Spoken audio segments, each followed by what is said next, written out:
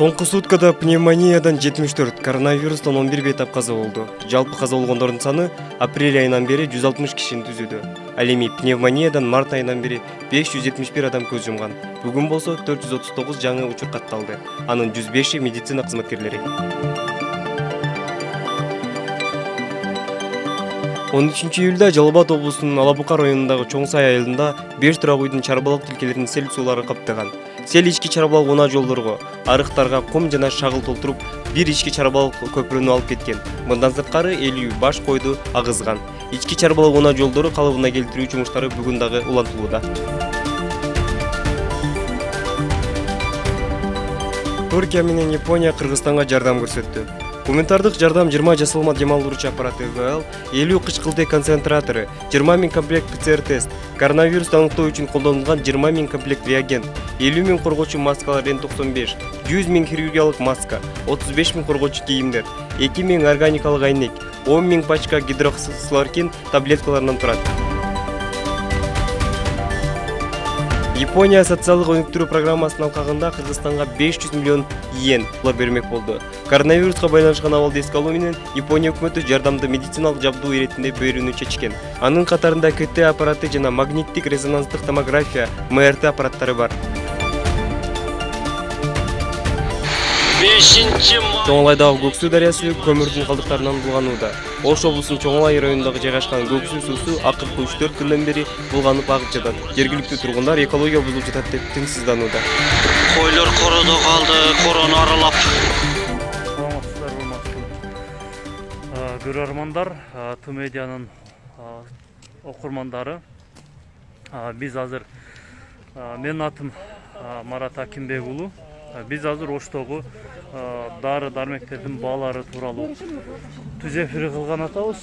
Азыр шаардын борборундагы дары дармек саткан фармацевтикалык компанияларга, аптекаларга барып, биз сиздерге азыр Ош шаарындагы COVID-19 вирусуна эң керек болуп аткан дарылар канча болуп жатат, жетиштүү негизи, эл кандай алып атат, негизи дарылар барбы, биз ошол тууралуу түз эфирде көрсөтүп берүүгө аракет кылабыз.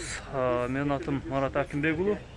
Андыктан биз менен болуп туруңуздар. Биз азыр мына шаардагы номер 5 аптекага келдик.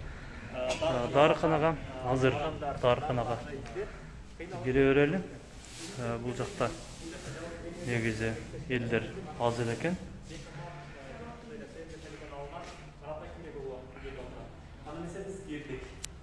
Саламатсыздарбы? Дары дармектери кандай жетиштүү экен? Азыр дары дармектер абдан жетишсиз болуп, мына Ош шаарындагы эң эле дарылар көп деп аталган. Бул Ош шаарындагы 5 аптекада турат.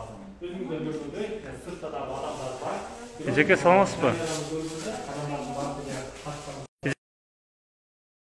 Менин атым Марат, Ту медиа деген сайттын журналистимин. Бул жактагы коллегаларым келген. Негизи азыр элдер кайсы дарыларды көп алып атат? Азыр элдерге гепарин, Клексан ошолорго муктаж болуп атат. Арбидон, анан маска бар. Азыр барбы сизде гепарин? Бар. Жетиштүү элеби? Канча мисалы запас? Запас биз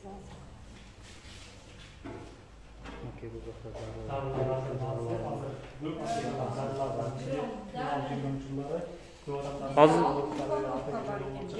6 упаковка. Баалар кандай болуп атат эже? Мисалы канча? Баалары өткөндө гепарин 1200дөн саттык, пачкасында 5 жыл болот. Бирок бүгүн келди, кымбат келди. Бүгүн канча болду? Бир ампуласы 494 сомдон келди.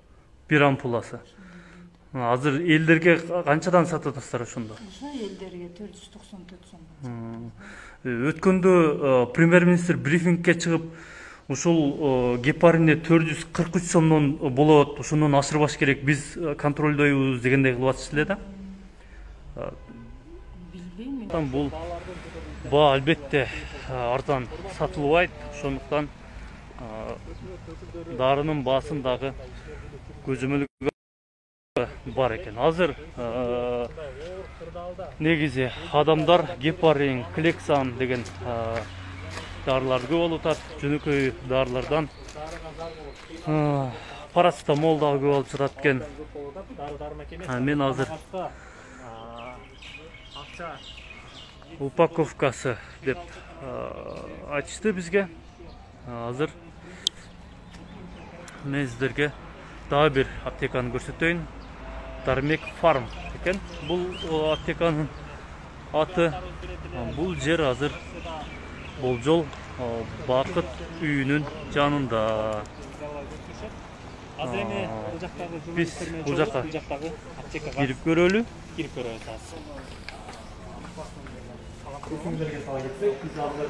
Дармек Фарм эсиңиздерге салып кетейин.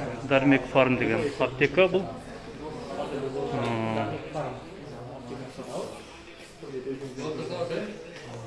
Саламатсыз. Терезеге ылайык, бұл жерде қолды дезинфекциялап қалышыбыз керек. Рахмат. Терезеге ылайык, мынандай киребериште атайын дезинфекциялоо иштер жүрүп жатыптыр. Колдорду бир сыйра антисептик сеп, андан кийин киргизди.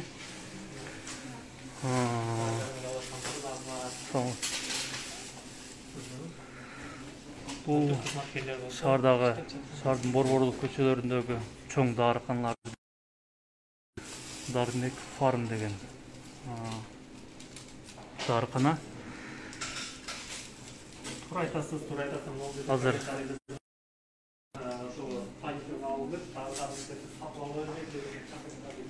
саламатсыздар.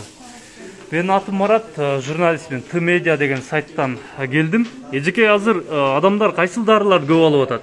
Азыр боюнча вирустун дарылары боюнча шуңар кетат. Анан боюнча врачтын көзөмөлү менен биз дарыларды беребиз.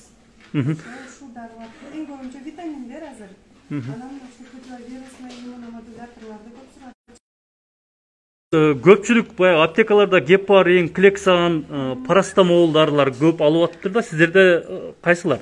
Бизден дагы ушул гепарин, клександар суратышат. Бизде азыр парацетамолдор жетиштүү эле бар. Эртеңкиге келип калат, уже азыр бизде гепарин калган жок. Клексанчы? Клексан жок. Бул эсиңиздерге сала кетейин. Здоровый мир деген. Здоровый мир деген дарыканалардын бири. Комментарийга азыр гепарин 270 сом дедиби дейт. Ооба, бул Дармек Фарм деген дарыкана экен. 270 сом деп айтты данасы.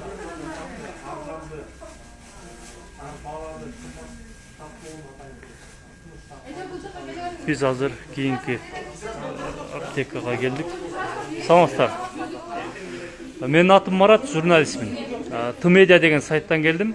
Азыр удостоверение көрсөтөйүнбү? Хорошо.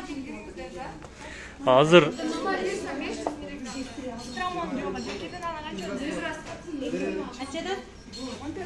мына чоңуз.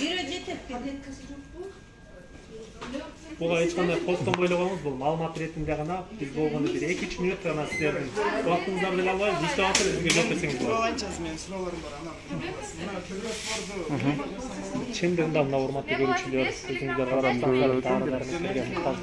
Бия койуп алсаңыз болот, алды коюп алыңыз. Алды коюп алыңыз. Адам көрүлгөн бир аз. Кыздар бошосо биз суроолорду берип жооп алууга аракет кылабыз.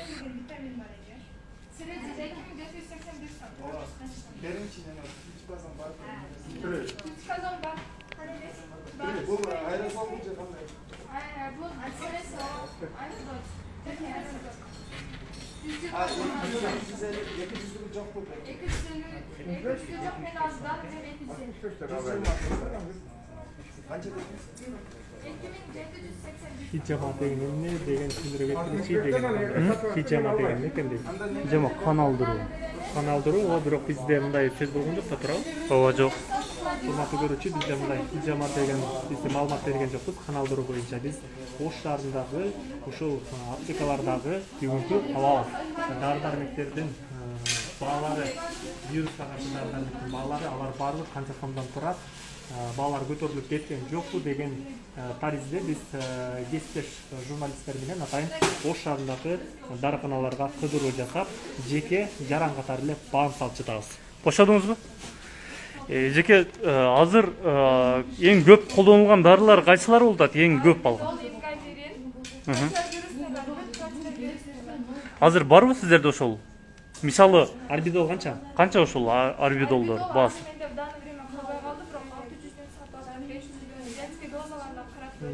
Арбидолду ушундай 500-ден 600-ден сататыңыздар. Негизи баа барбы, бирдиктүү баа барбы, мынчадан саткыла деген. Конечно, бизге установка кылып берет да, бирок азыр дагы время базада түгөнүп калды. Гепарин деген дарычы? Гепарин дагы келди, бирок түгөнүп калды. Ал канчадан сатылды? 950-ден сатылды. Азыр кабар. Клексанчы? Клександар 600-ден сатылды. Парастомол, страмондорчу? Парастомолдор ошол эле баада. 8 сомдон, страмон 7 сомдон, аналгиндер ошо 10 сомдон, баардыгы ошол эле баада. Мисалы, гепаринди премьер-министр айтып атты эле да 443 сомдон гана сатылат, көзөмөлдөнөт депчи. Все вопросы Бишкекте, производство ошолорго. Бирок 443 сомдон деп айтылып, бүгүнкү күндө сиздер канча 950 сом дедиңиз, 950 сомдон. Норматив көрдүңүзбү? Азыр жок бирок, Бирок азыр кабар. Экеседен көп баада сатылып жаткандыгын айтып. Бул биз айткан 3-чү аптеканын баасы. Противовирусный дары-дармектер бир топ эле кымбат экенин көрдүк. Бул Здоровый мир деген аптека 600 сомдон ашыктан саттык деп азыр бизге айтып өттү. Буга чейин эсиңиздерге сала кетейин. Өкмөт тагыраагы премьер-министр өзү брифингде айткан болчу. Ушул противовирусный вируска каршы колдонулган дарыларга көзөмөл батуу болот. Ал дарылардан мисалы гепарин 443 сом болот. Ал баа катуу көзөмөлдөнөт, баа кымбаттабашы керек деп. Биз азыр Здоровый мир деп 3-чү аптекага кирдик. Ал жерде вируска каршы дарылар дээрлик жок, калбаптыр көпчүлүгү. Алардын буга чейин 900 сомдон 650 сомдон сатылыптыр. Ошентсе дагы элдер талап алып кетиптир. Азырынча ал дарылар жок экендигин бизге айтты.